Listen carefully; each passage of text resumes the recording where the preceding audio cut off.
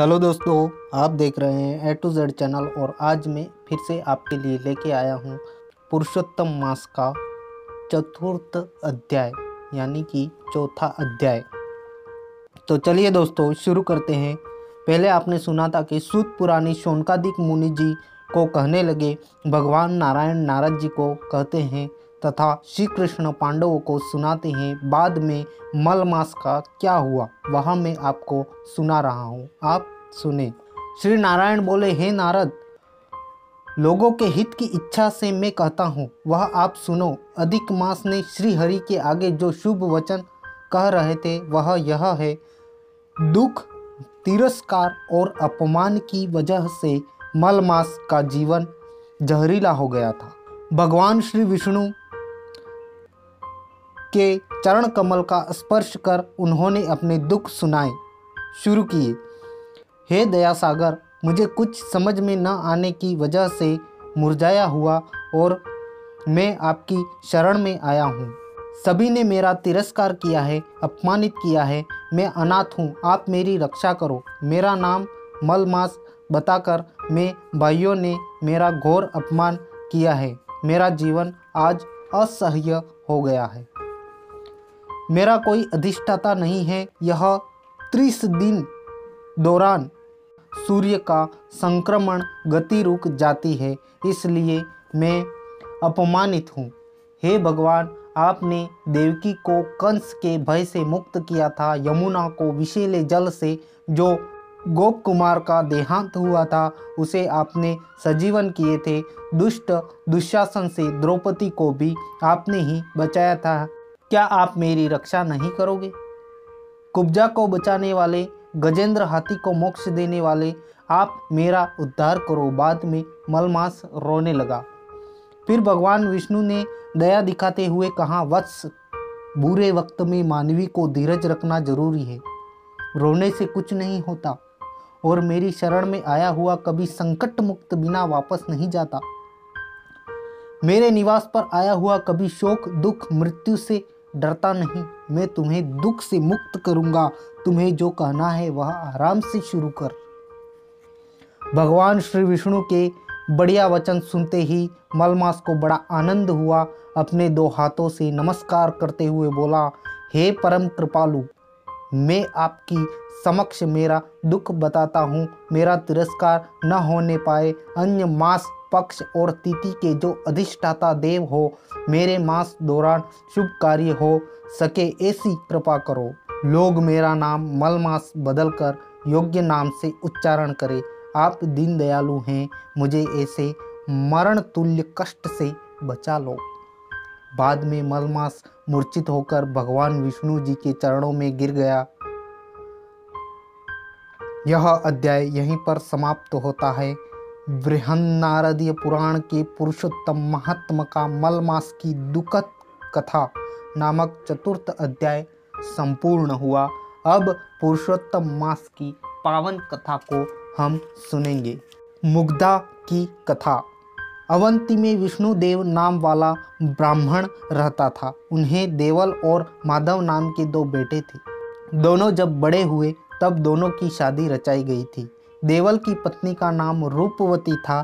अपना जैसा नाम था वैसे गुण रूपवती में नहीं थे, लेकिन रूपवती कपटी और ईर्ष्यालु, जबकि मुग्धा माधव की पत्नी थी। मुग्धा करे ऐसे गुणवान, मुग्धा स्वभाव की अच्छी, भोली, दयालु, सुशील थी। समय आया और एक दिन विष्णुदेव बीमार हुआ। मौत उसे खींच गई।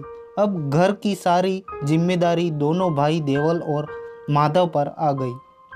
कुछ देर तक ठीक ठाक चलता रहा। एक समय आया, बाप ने बचाई धनराशि समाप्त हो गई, लेकिन दोनों भाइयों ने जीवन निर्वाह के लिए कुछ कसर न छोड़ी। यद्यपि भाग्य अपने पक्ष में नहीं था, इसी कारण कोई लाभ नहीं हुआ। दोनों भाई सोचने लगे, यहाँ हमारी विद्या की कोई कदर नहीं है। अपना भाग्य हमसे दूर भाग रहा है, इसलिए हमें विदेश जाकर वहाँ से धन कमाना चाहिए।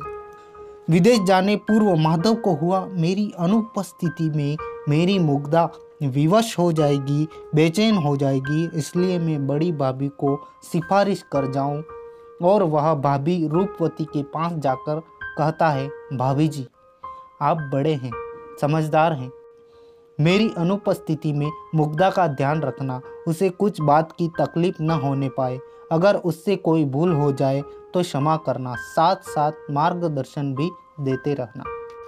और दोनों भाई विदेश चल पड़े। यहाँ रूपवती ने अपना असली दर्शन बताया शुरू किया। बिना वजह वह मुग्धा को सताती, अनाप शनाप बोलती। एक समय ऐसा आया कि रसोई की वजह से झगड़ा शुरू हुआ और उसने मुग्धा की पिटाई कर दी और धक्का देकर घर से बाहर निकाल दिया। मुग्धा लाचार हो गई। अपनी किस्मत का कसूर निकालते वह दूर एक कुटिया में जा बसी। वहाँ जो लोग थे उनको बड़ा दुख हुआ। उन्होंने मुग्धा की हालत पर तरस खाकर कुछ चीज़ें प्रदान की, दाना पानी दिया। मुग्धा को कुछ राहत मिल गई, अपना जीवन बढ़ने लगा। समय आगे निकलता गया। मुग्धा बड़ी भोली और अच्छे स्वभाव की थी। कोई छोटा बड़ा काम बताए तो कर देती थी।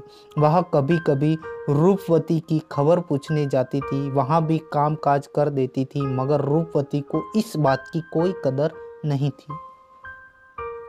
वह रूपवती स्वभाव से दुष्ट थी और कभी वह अच्छा सोचती नहीं थी, और तो और अभिमान का भी जागता पुतला थी। दिखावे करने में चतुर थी। दिखावा का ऐसा जादू चलाती कि कोई भी हार जाए। धर्म, ध्यान और भक्ति में उसे कोई दिलचस्पी नहीं थी। हाँ, मगर हर साज बन ठन कर देव दर्शन को जाती थी, कथा सुनने भी जाती थी, कभी कभी दान देती थी। इसका इरादा लोगों को दिखाने का ही था। समय बीता, अधिक पुरुषोत्तम मास का आगमन हुआ। अवंती के लोगों ने भगवान पुरुषोत्तम के व्रत शुरू किए। सुबह जल्दी उठते, नदी स्नान के लिए जाने लगे, कांठा गोरमा जी की कथा सुनने लगे, दान भी देने लगे। इधर बोली मुग्धा को वाकई खबर नहीं थी कि पुरुषोत्तम मास का व्रत क्या चीज़ है और व्रत का महीना क्या है। जब रूपवती को हाथ में पूजा की चीज़ें देखी तब खबर हुई कि भाभी कोई व्रत करती है। उसे जानने की इच्छा हुई और रूपवती के पास जाकर व्रत के बारे में पूछताछ की, मगर दुष्ट स्वभाव वाली रूपवती ने मुग्धा का अपमान कर दिया और घर से धक्का देके निकाल दिया। मुग्धा को बड़ा दुख हुआ। वह अब अपने घर जा रही थी, तब मार्ग में रूपवती की दोस्त श्यामा मिल गई। श्यामा भी नाम जैसे गुण वाली थी। श्यामा का मुख तो भोला था मगर मन अच्छा नहीं था, कपटी स्वभाव की थी। वह तो रूपवती से भी कपट में आगे थी। वैसे तो मीठी बात करती मगर बात में जहर होता था। मुग्धा को दुखी और निराश होते हुए देखते श्यामा ने पूछा, बहन आज क्या बात है, क्यों इतनी दुखी हो? कुछ है? क्या हो गया है? मुझे सुना दे, अगर होगा तो मैं जरूर मदद करने का प्रयास करूंगी। एक बार फिर से मुग्धा कपटी श्यामा के शब्दों में आ गई।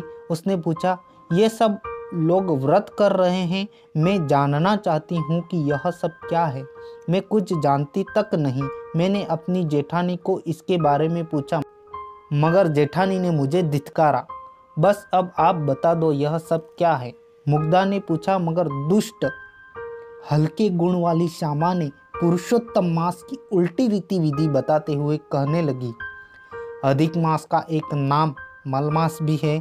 यह व्रत 2 रीत से होता है।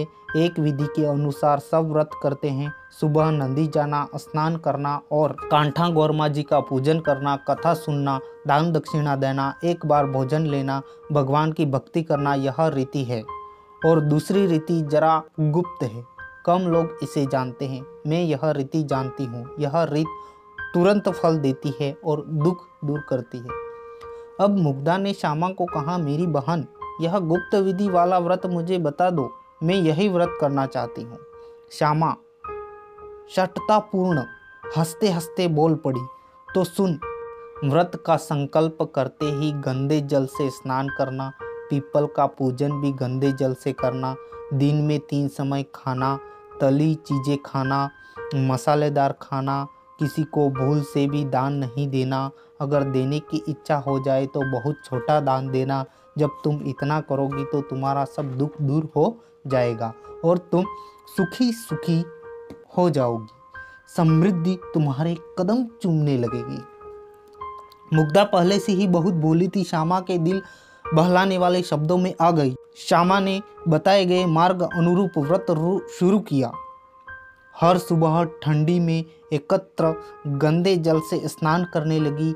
वही गंदे जल से पीपल की पूजा करने लगी। अपनी इच्छा न होते हुए भी मसालेदार भोजन करने लगी। आखिरी दिन आया तब मुग्धा ने जाकर श्यामा से पूछा, बहन, तुम्हारे बताए मार्ग मुजिब मैंने व्रत संपन्न किया है, क्या अब भगवान पुरुषोत्तम प्रसन्न हो जाएंगे?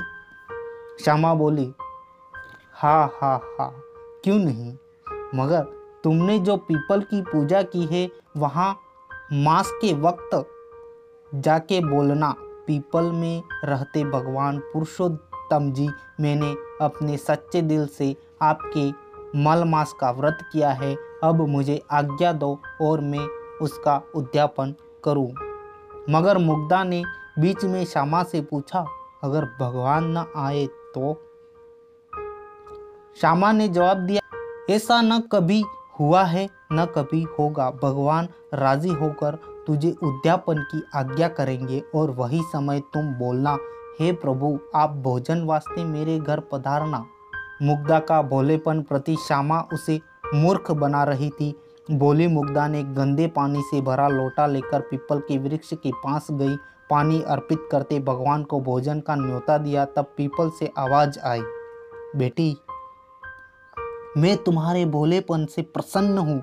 मैं तेरे घर अवश्य भोजन के लिए आऊँगा, मगर कोई पूछे तो बताना, विदेश घूमने गया हुआ मेरा भैया आया हुआ है।